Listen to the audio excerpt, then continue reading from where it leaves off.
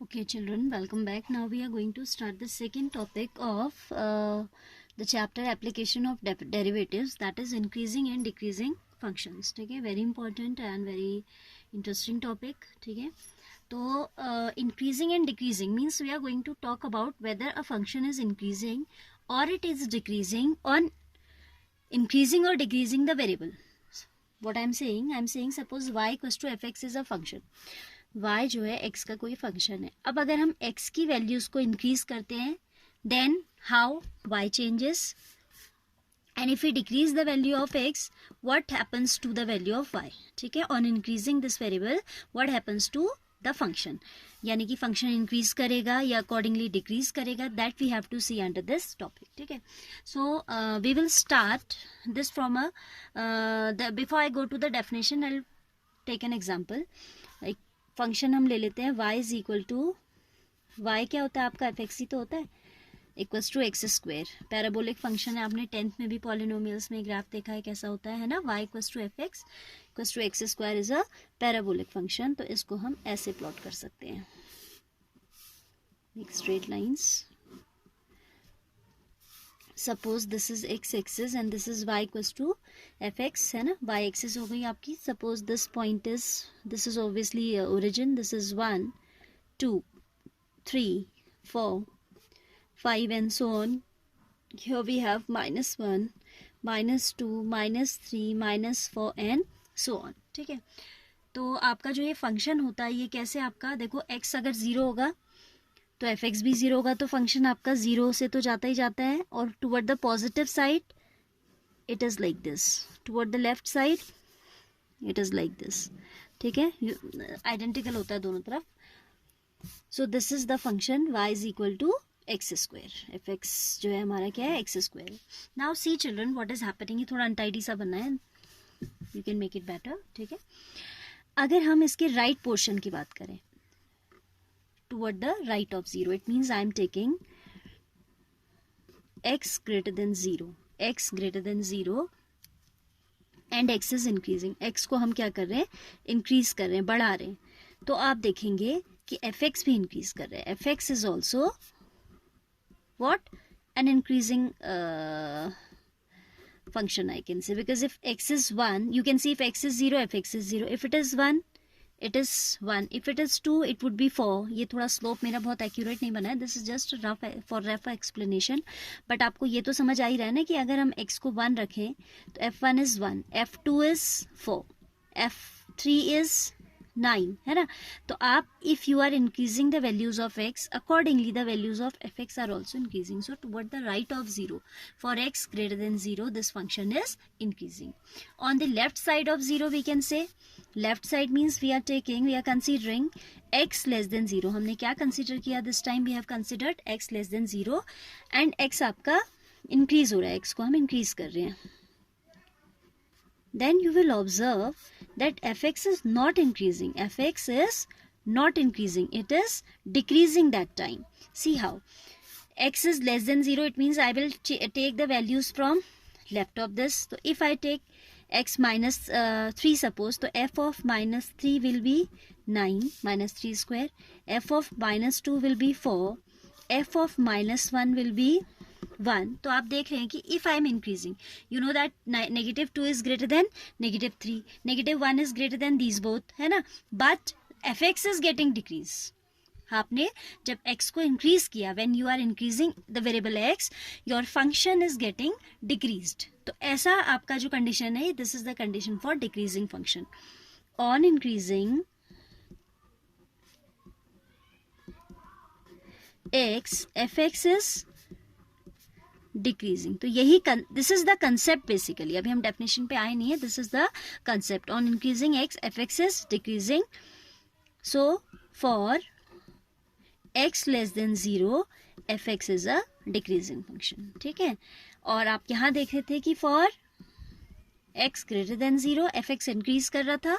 On increasing x F x was also increasing, so we can say F X is an increasing function for this. ठीक है, तो ये आया आपका. अब now we have some definitions. Definition 1 you can see there in the book.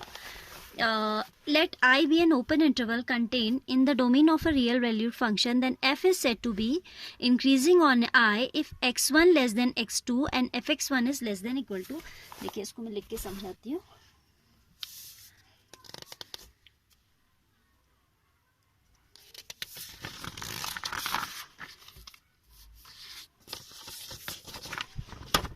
x1 and x2 we are taking from the interval, ठीक है, I in such a way that x1 is less than x2, यानी कि जो x1 है वो आपका क्या है, x2 से लेस है, और आपको ये रिजल्ट मिल रहा है कि fx1 is also less than fx2, तो आपका फंक्शन कैसा कहलाएगा, दैट विल, जब यहाँ पे केवल लेस देन का साइन है तो this is called strictly increasing, इसको बोलते हैं हम स्ट्रिक्टली इंक्रीजिंग,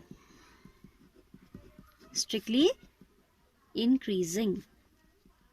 ग्राफिकली आप इसको ऐसे समझ सकते हो, सपोज आपका कोई फंक्शन है, ये आपका x1 था, ठीक है, and this is x2, you are having x2 greater than x1, x1 क्या है आपका, x2 से बड़ा है, सपोज दिस इज ओरिजिन, तो आप देख रहे हैं कि fx1 जो है, and this is what, this is fx2 and this is fx1, तो we are observing that fx1 is less than fx2, और I can say fx2 is greater than fx1. जब x2 आप बढ़ा रहे हो, x2 आप ग्रेटर ले रहे हो, तो फंक्शन की वैल्यू भी क्या हो जा रही है, बढ़ जा रही है. This type of function is called strictly increasing. अब इसी में आ जाता है कि if x1 is less than equal to, sorry, if x1 is less than x2, fx1 is coming equal or less than fx2, then this function is called increasing. दो terms आपकी आती हैं क्वेश्चन एक्सरसाइज में भी, ध्यान दीजिएगा. Somewhere we'll have to talk about strictly increasing and somewhere about increasing only. जब यहाँ पे इक्वालिटी भी आ जाए तो वो इंक्रीजिंग फंक्शन होता है. इंक्रीजिंग फंक्शन में ग्राफ कुछ ऐसा जाता है, आपका ग्राफ इंक्रीज तो होगा बट कहीं कहीं पे थोड़ा सा आपका फिर ऐसे चला जाएगा, मीन्स एक पर्टिकुलर पॉइंट पे कॉर्नर्स आपको मिलेंगे, ठीक है. वेयर एज इंक्रीजिंग फंक्शन में आपका एक कर्व के फॉर्म में इंक्रीज होता है, ठीक है. So this is about strictly increasing function and this is about increasing function, ठीक है. इस टाइप के होते हैं कर्व, इसके ऐसे आया जैसे u then u, ठीक है. तो आपका क्या होता है यहाँ पे, इक्वालिटी के लिए भी स्कोप होता है. In which type of function, in strictly increasing, sorry in increasing function only. Strictly increasing में आपका क्या होगा, ग्राफ बढ़ता ही जाएगा ऊपर को, ठीक है.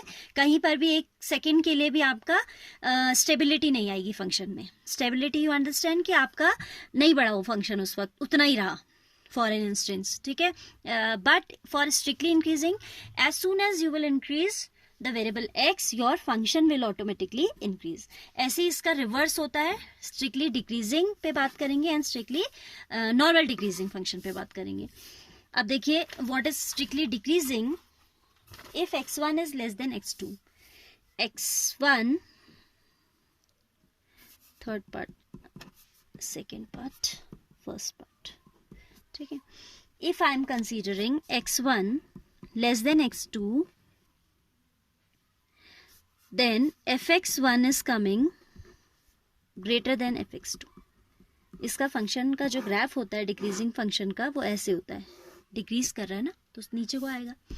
What I am saying x1 is less than x2. यहाँ मैंने कहीं x1 कंसिडर किया and this is x2 somewhere, तो you can observe that this fx1 is more than fx2. और स्ट्रिक्टली ये क्या है, this is strictly decreasing. This type of function is strictly decreasing function. और नॉर्मल डिक्रीजिंग में क्या होगा, यहाँ पे इक्वालिटी विल ऑल्सो कम, ठीक है. For decreasing function there will be equality also included and उसका ग्राफ आपका कुछ ऐसा होता है. for some point there will be stability for an instance, ठीक है. neither एक आपका फंक्शन होता है neither increasing nor decreasing, तो उसमें क्या होता है, फंक्शन कभी इंक्रीज कर रहा है, ऊपर को जा रहा है, फिर डिक्रीज कर रहा है, देन फिर इंक्रीज कर रहा है. तो this type of function is called neither increasing nor decreasing. Oscillatory functions होते हैं ये, कभी ऊपर कभी इनमें क्या होता है, आपका फंक्शन इंक्रीज कर रहा होता है एंड कभी डिक्रीज कर रहा होता है, ठीक है. तो this type of functions are also known as oscillatory functions, ठीक है. So I hope this much is clear. Do revision of this, then we will study about there is one theorem also in this exercise, before this exercise, तो उसको पढ़ेंगे in our next video. इतना आप कर लीजिए पहले, ठीक है. this theory you need to understand very well, then only you can deal with the exercise with the questions given. तो आपको क्या दिमाग में रखना है कि अगर आपने x को इंक्रीज किया, fx भी क्या हो रहा है, इनकी एरोज वाले सम्स आपने 8th में किए होंगे, आपको पता है ना. This arrow means increment and this arrow means downward arrow means decrease.